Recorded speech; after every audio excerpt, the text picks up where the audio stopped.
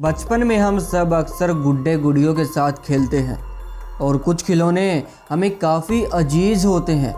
लेकिन अगर मैं आपसे कहूं कि जिन गुड्डे गुड़ियों के साथ आप खेलते हो, अगर उनमें किसी शैतान का वास हो, तो अगर वो गुड्डे गुड़िया आपको मारने की कोशिश करे तो जी हाँ, दुनिया में एक ऐसी ही डॉल मौजूद है जिसमें शैतान का वास है, जिसकी सच्चाई जानकर शायद आपके भी होश उड़ जाएंगे। हेलो दोस्तों, unseen secret of the world में आप सभी का एक बार फिर से हार्दिक स्वागत है। लेकिन उससे पहले अगर आपने हमारे चैनल को सब्सक्राइब नहीं किया है तो आपसे विनती है कि प्लीज़ चैनल को सब्सक्राइब ज़रूर कीजिएगा, क्योंकि 90% लोग सब्सक्राइब ही नहीं करते। आपने किसी हॉलीवुड हॉरर फिल्म में इसके बारे में देखा और सुना होगा। कहा जाता है कि इसकी असल कहानी कुछ और ही है। दरअसल इस गुड़िया को भूतिया गुड़िया इसलिए कहा जाता है क्योंकि माना जाता है कि ये गुड़िया जीवित है।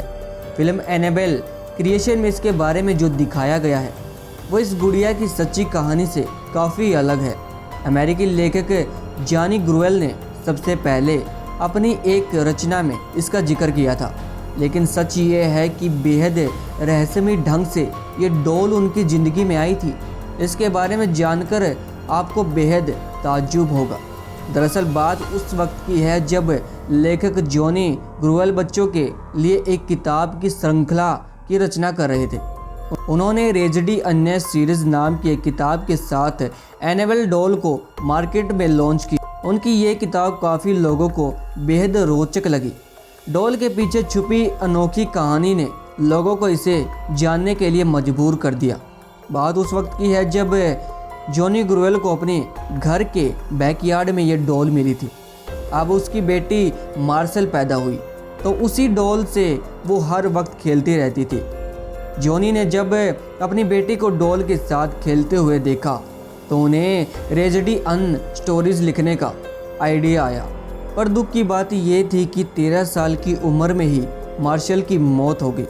मार्शल की मौत के बाद जब रेजडी अन स्टोरीज को मार्केट में लाया गया तब उस डॉल का मॉडल भी उसके कवर पेज पर छापा गया। ये मार्शल को श्रद्धांजलि देने के कारण ही लॉन्च किया गया था। पर हैरानी की बात ये थी कि मार्शल की मौत के बाद एनाबेल डॉल जिसे मार्शल खेला करती थी वो अचानक घर से रहस्यमयी तरीके से गायब हो गई। जिस रहस्यमयी ढंग से ये डॉल उसके घर में आई थी, ठीक वैसे ही वहाँ से लापता हो गई। किसी को नहीं पता था कि एनाबेल डॉल आखिर कहाँ गई। वो असली डॉल एक एंटीक शॉप पर मिली। ये बात है साल 1970 की। एक नर्सिंग स्टूडेंट जिसका नाम था डोना, उसकी माँ ने डोना को ये डॉल गिफ्ट की थी। लेकिन डोना ने डॉल को पाने के बाद से ही उसमें कुछ अजीबोगरीब चीज़ें नोटिस की। डोना ने देखा कि डॉल अपने ही पोजीशन चेंज कर रही थी। कभी कभी डोना डॉल को एक रूम में रख के कहीं बाहर जाती तो वापस लौटने पर डॉल किसी और ही पोजीशन में मिलती और तलाश करने पर वो गुड़िया घर के किसी दूसरे कोने में मिलती थी। एक दिन डोना ने कैमरे में लौटने के बाद देखा कि डॉल के हाथ और पीठ पर खून के धब्बे लगे हुए थे। वो दहशत भरा नज़ारा देखकर वो काँप उठी। डोना को समझ आ गया था कि उसके साथ कुछ बुरा हो रहा है। इसके बाद डोना ने फ़ौरन paranormal activity expert Ed and Lorraine को बुलाया।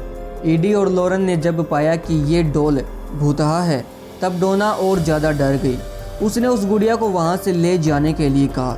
ईडी और लॉरेन उस वक्त उस गुड़िया को अपने साथ कार में ओकलेट म्यूजियम में लेकिन कार से जाते वक्त ही डॉल ने कुछ ऐसी हरकत शुरू कर दी जिसका अंदाज़ा उन दोनों को कभी नहीं था।